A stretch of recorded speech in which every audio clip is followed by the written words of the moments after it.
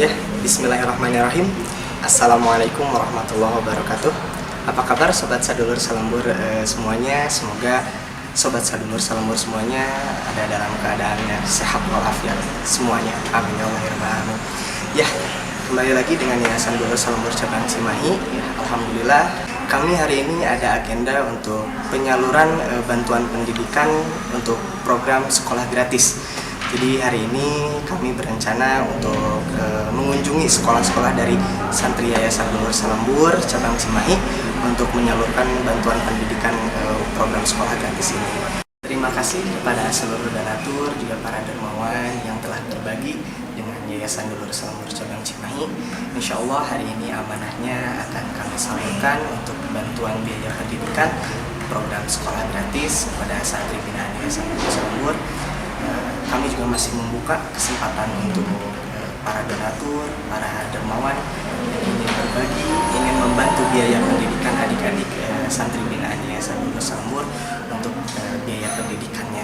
Jadi kita bantu sebisa mungkin agar adik-adik Yayasan Binaan Dulur Salembur ini untuk menggapai cita-citanya. Amin.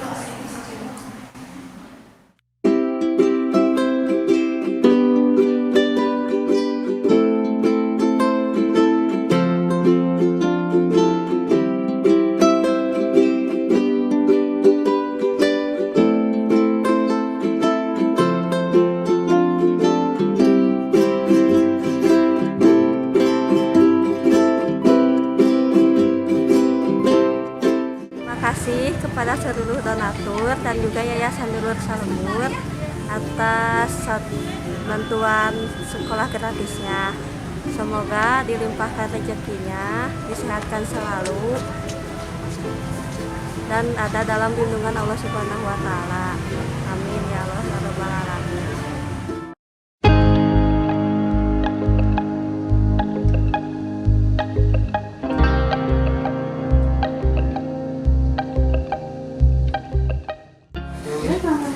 Bismillahirrahmanirrahim. Assalamualaikum warahmatullahi wabarakatuh.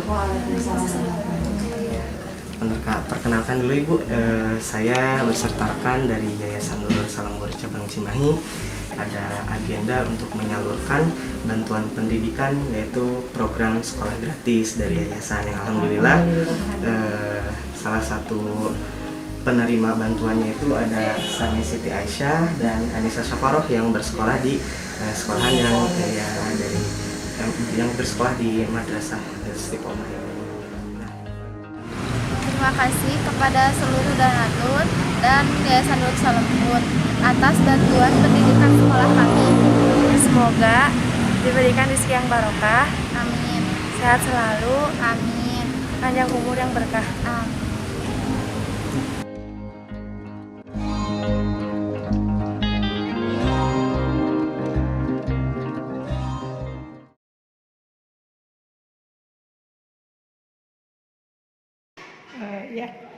Terima kasih kepada Yayasan Dulur Salembur. Mudah-mudahan program ini bisa berlanjut ya. Memang sangat membantu dan di saat pandemi seperti ini ya. Kebetulan saya sendiri adalah wali kelas dari Ananda Didin. Perkembangan Didin memang untuk dari kelas 10 sampai kelas 12 itu memang ada perkembangan ya. Mungkin seiring dengan bertambahnya usia, kemudian kenaikan kelas juga tingkat kedewasaan, kemandirian juga semakin berkembang seiring dengan perkembangan usianya dan tingkat kelasnya. Hanya memang di saat pandemi seperti ini memang ada sedikit kendala, tetapi kami memang memahami dan memaklumi lah ya, karena memang sangat ada keterbatasan tertentu pada saat proses KBM. Tetapi ini tidak menyurutkan kami untuk memantau perkembangan dari siswa-siswi kami, termasuk Didin. Saya pribadi seperti itu. Dan sampai saat ini menjelang ujian, kegiatan ujian akhir untuk Didin tidak ada masalah seperti itu. Itu aja mungkin yang saya dapat sampaikan mengenai perkembangan Didin ya, Pak. Assalamualaikum warahmatullahi wabarakatuh. Saya wali kelas dari Dadan 12 IPA. Ya. Perkembangan Dadan dari kelas 10, 11, 12 alhamdulillah signifikan ya. Pertama masuk begini ada kenaikan terus, jadi ada peningkatan. Adapun dalam prestasi belajarnya mungkin kelas 10, 11 kita belum pandemi kayak gini ya, kita bisa langsung kelihatan karena kita tatap muka. Bisa si anak setiap hari dipantau dengan setiap hari ketemu. Tapi dengan kondisi sekarang pandemi COVID, sementara kita belajar daring, kelemahan kita mungkin sulit untuk memantau. Tapi walaupun begitu, kita setiap hari selalu mengadakan pembelajaran rutin ya kepada kelas 12 IPA. Senin sampai Jumat itu selalu ada KBM melalui daring. Kita ada dua, ada daring, ada luring ya. Nah, luring itu mungkin saat-saat tertentu apabila dibutuhkan. Kalau daring setiap hari. Untuk perkembangannya, alhamdulillah tidak ada hambatan, ada kemajuan secara signifikan. Dan saya kata ibu juga sangat dengan adanya Yayasan Dulur Salembur sangat membantu sekali kepada siswa-siswi yang ada di sekolah di SMP 94 ya. Karena dengan kondisi seperti ini mungkin ya orang tua udah pada hafal gimana kondisi perekonomian. Maka dengan adanya bapak-bapak tansi saya sangat bersyukur alhamdulillah ya, kebetulan dan ini masih banyak atau ada yang harus diselesaikan secara administrasi. Mungkin dengan datangnya bapak ke sini bisa membantu dan saya ucapkan banyak terima kasih.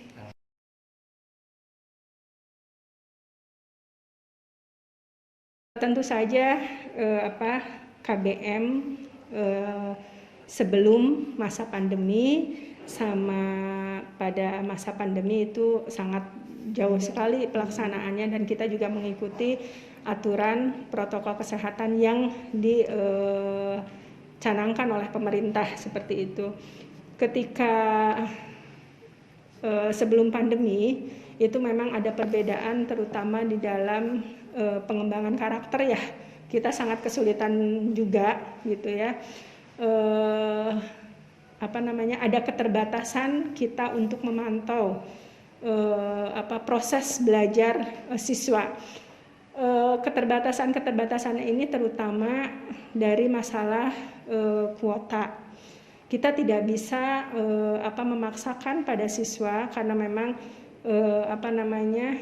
kondisi perekonomian siswa di sekolah kami itu memang sangat beragam ya.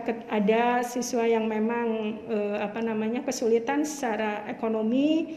Nah, tadi seperti yang sudah disampaikan, kita ada kombinasi luring sama daring. Ketika siswa memang tidak pada saat KBM pada hari itu tidak mempunyai kuota, maka kita menggunakan luring, artinya siswa bisa mengambil tugas ke sekolah seperti itu. Nah, kita bisa memantau bagaimana perkembangan siswa itu dari tugas-tugas yang mereka laksanakan ketika daring itu, seberapa presentasinya mereka melaksanakan tugas-tugas tersebut seperti itu. Ya, jadi memang dari segi kalau mungkin materi mungkin masih bisa ya Pak, tetapi kalau untuk pembentukan karakter, nah itu yang agak susah kita memantaunya. Karena memang justru di pandemi ini sepertinya yang harapan pemerintah siswa itu ada di rumah, tetapi kenyataannya memang agak susah gitu, malah mungkin tingkat kemalasannya meningkat sebetulnya di pandemi ini gitu. Tetapi selama ini masih bisa terpantau lah seperti itu ya. Itu aja mungkin. Tidak jauh berbeda dengan Ibu ya Bu Lesti. Pada masa pandemi dengan KBM biasa ya Pak ya. Kalau boleh milih anak KBM biasa ya Pak ya. Tapi karena situasi mau tidak mau kita mengajar dengan secara daring, karena mungkin bukan di kita aja, seluruh Indonesia seperti itu. Sama aja Pak Bu Lesti, tidak jauh beda seperti itu ya Bu ya.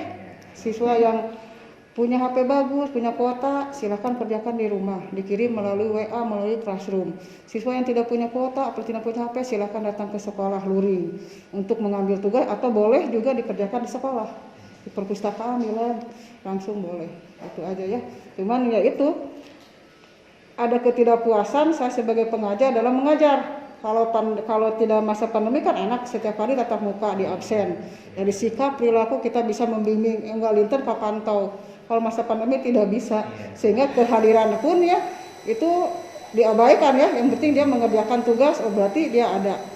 Kalau dulu waktu zaman tatap muka itu absen yang utama, kehadiran Senin sampai Jumat terus di absen harian.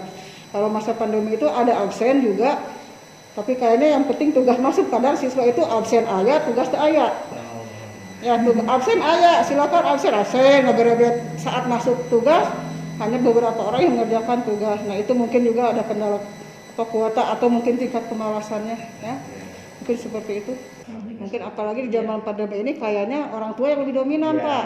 Kita hanya mantau melalui HP atau ke luring juga kadang-kadang. Anak hampir 20 jam sekarang tinggal sama orang tua.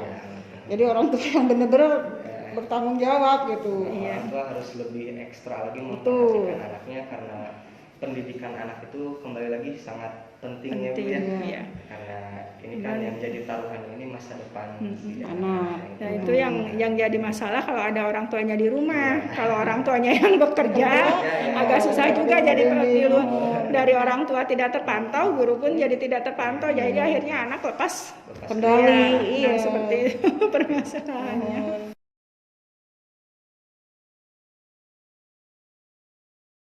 Kalau saya secara pribadi, seperti tadi di awal, program ini memang sangat membantu ya, apalagi bagi siswa-siswa yang memang mempunyai potensi tinggi tetapi mempunyai keterbatasan ekonomi. Ini sangat membantu sehingga anak tidak putus sekolah seperti itu.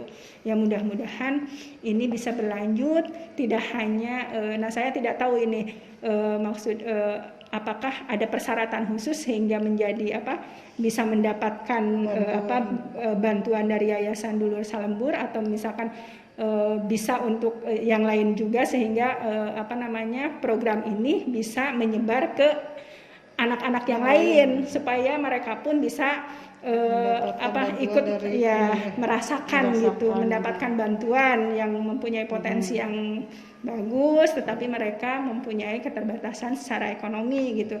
Yang saya harapkan ya ini bisa berlanjut dan bisa meluaskan ke siswa-siswa yang lain.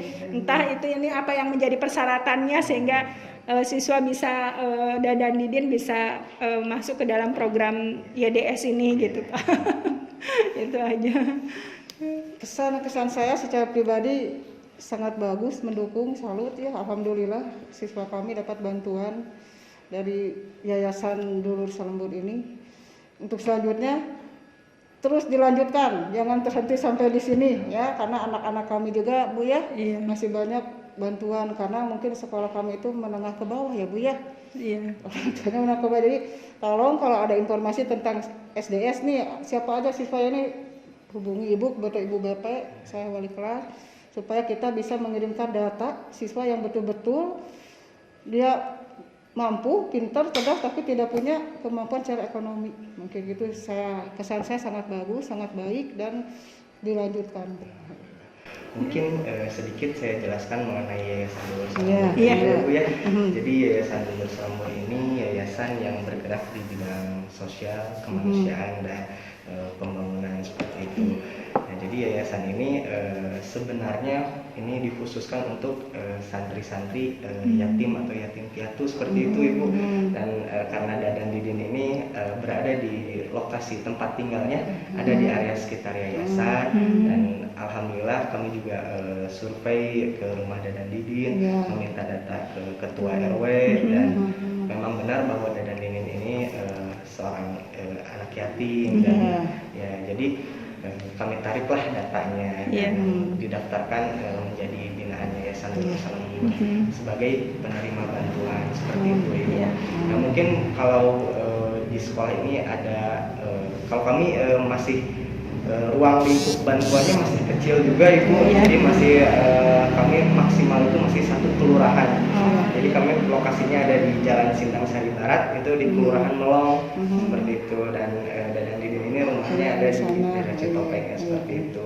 Jadi kami juga memohon doa, mohon restu, mohon bantuannya juga kepada ibu guru yang ada di sini untuk Yayasan Donor Salambur, semoga bisa ekspansi lebih luas lagi. Iya, betul. Amin. Semakin bermanfaat khususnya generasi muda gitu ya, agar tidak putus sekolah. Dan memang ini sejalan dengan visi yayasan untuk mencetak generasi yang berakhlakul karimah.